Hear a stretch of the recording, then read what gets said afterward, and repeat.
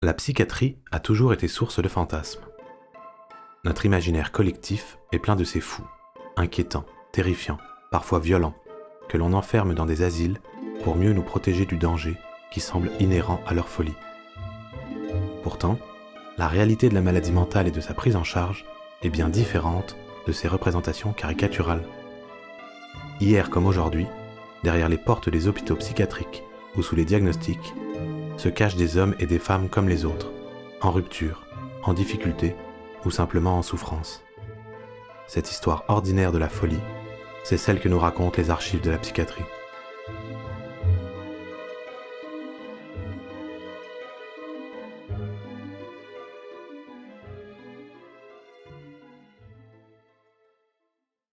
L'archive est une brèche dans le tissu des jours, l'aperçu tendu d'un événement inattendu. Elle agit comme une mise à nu. Ployée en quelques lignes, apparaissent non seulement l'inaccessible, mais le vivant. C'est par ces mots que l'historienne française Arlette Farge résumait, dans son célèbre ouvrage Le goût de l'archive paru en 1989, toute la richesse de ce matériau unique et essentiel. Car bien au-delà de l'histoire de la psychiatrie, l'archive est en effet une source de choix pour toute recherche historique. Elle est au cœur du métier de l'historien et de l'historienne. L'histoire, c'est travailler sur le passé à partir de l'écrit. Donc il y a d'autres disciplines qui vont travailler sur les traces matérielles, par exemple. Et nous, en tant qu'historiens, on nous a appris que c'était sur base de l'écrit. Et donc il y a les sources publiées, les sources éditées, mais il y a l'archive. Et dans l'université dans laquelle j'ai été formée, on valorise très fort l'archive. Et donc pour moi, c'est inimaginable de faire un travail sans aller chercher des archives qui ont été produites par des gens à l'époque que j'étudie. Si, longtemps, les historiens se sont contentés de rapporter ce qu'ils avaient vu, entendu, parfois même cru, mettant ainsi en récit des événements sans avoir de réel recul critique vis-à-vis d'eux, les temps ont aujourd'hui changé. En devenant, au cours du XIXe siècle, une discipline proprement scientifique, l'histoire a en effet adopté des méthodes, des règles et des usages précis. Parmi eux, la consultation de l'archive s'est imposée comme un passage incontournable pour celui ou celle qui entend faire œuvre historique. Dès 1721, l'historien allemand Martin Schmeisel affirmait ainsi : « Les historiens authentiques sont à préférer aux autres.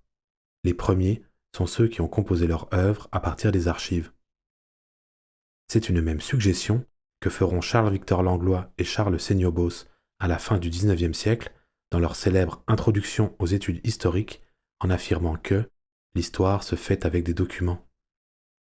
Cette place centrale de l'archive dans l'enquête historique ne détermine pourtant pas son usage, et au fil des évolutions de l'historiographie, c'est-à-dire de la conception même que l'on se fait du travail de l'historien ou de l'historienne, l'archive a été utilisée dans différents buts et selon différentes acceptions. Si c'est grâce aux archives des ducs de Bourgogne que l'historien méthodiste Charles Seignobos a pu étudier le régime féodal français, c'est dans une toute autre perspective que Fernand Braudel partit, lui, au cours des années 1920, en quête des archives qui lui permettraient de retracer la vie des hommes et des femmes vivant autour de la Méditerranée au cours du XVIe siècle. De même, le regard et le but de Marcel Trudel, lorsqu'il dépouilla dans les années 1950 les registres paroissiaux et les archives judiciaires québécoises pour étudier l'esclavage au Canada français, était très différent de la démarche et de l'objectif de Carlo Ginzburg, qui rechercha dans les archives judiciaires italiennes du XVIe siècle la trace du meunier Menocchio. Une chose est sûre, peu importe sa forme et le type de recherche qu'elle vient appuyer, l'archive reste le cœur de la recherche historique. L'archive est motrice de ma pratique, de mon travail d'historienne.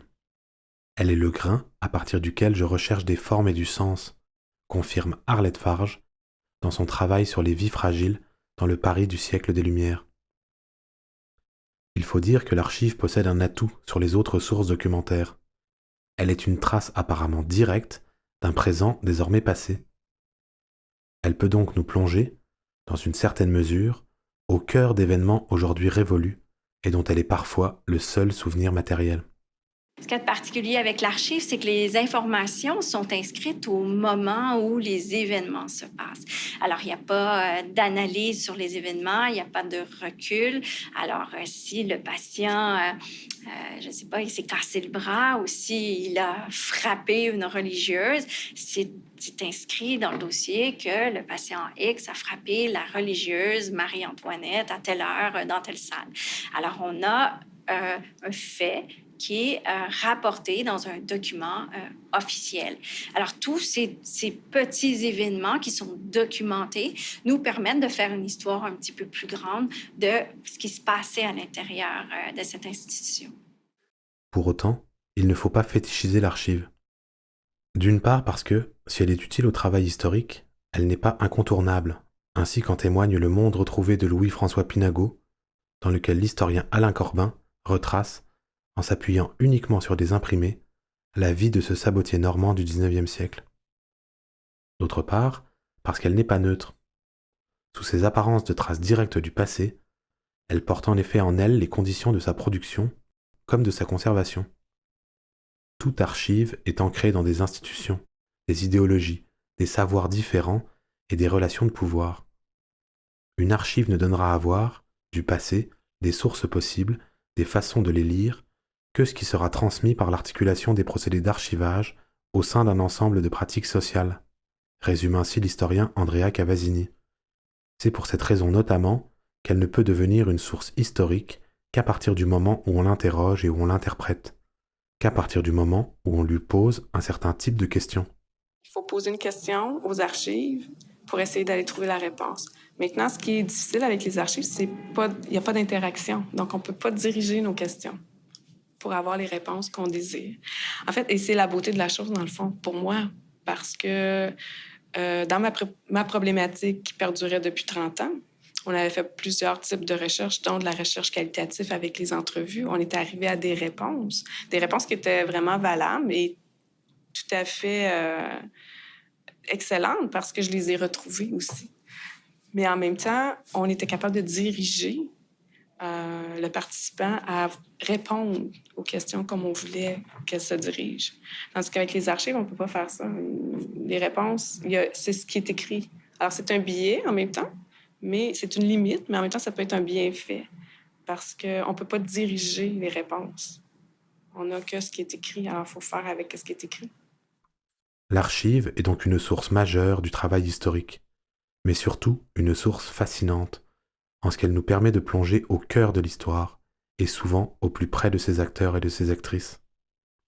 L'archive, résume à nouveau Arlette Farge, ouvre brutalement sur un monde inconnu, où les réprouvés, les miséreux et les mauvais drôles jouent leur partition dans une société vivante et instable. Sa lecture provoque d'emblée un effet de réel qu'aucun imprimé, si méconnu soit-il, ne peut susciter. C'est cette même émotion que décrit Marie-Claude Tifo dans son travail au contact des archives psychiatriques.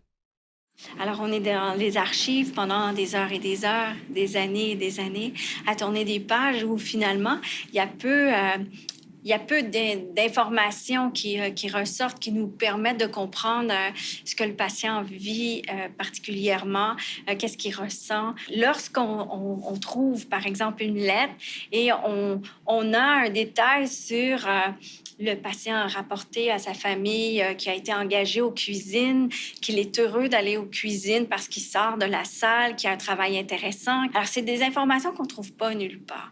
Alors, c'est sûr que le fait de découvrir ces petites brides d'informations, alors ces parcelles de vérité qui nous sautent au visage par une lettre, il y a un sentiment d'avoir trouvé quelque chose. Alors, c'est une quête. Alors, on a trouvé notre pépite d'or qui nous permet de croire que oui, effectivement, par cette ténacité à tourner les pages jour après jour des dossiers, on peut trouver des informations qu'on ne trouverait nulle part ailleurs. Et ça vient enrichir le travail de l'historien parce qu'on peut mieux construire cette histoire sur laquelle on travaille avec des éléments d'information rarissimes qui viennent finalement nuancer le portrait qu'on avait jusque-là, soit des patients, de l'histoire des patients, soit de la médecine, soit des thérapies ou de l'institution comme telle. En nous offrant un accès original et souvent inédit au passé, l'archive s'affirme ainsi comme une ressource de choix pour les historiens et les historiennes. Mais une ressource qui nécessite un engagement certain, tout à la fois intellectuel, émotionnel et pratique. Autrement dit, l'archive implique un travail à part entière.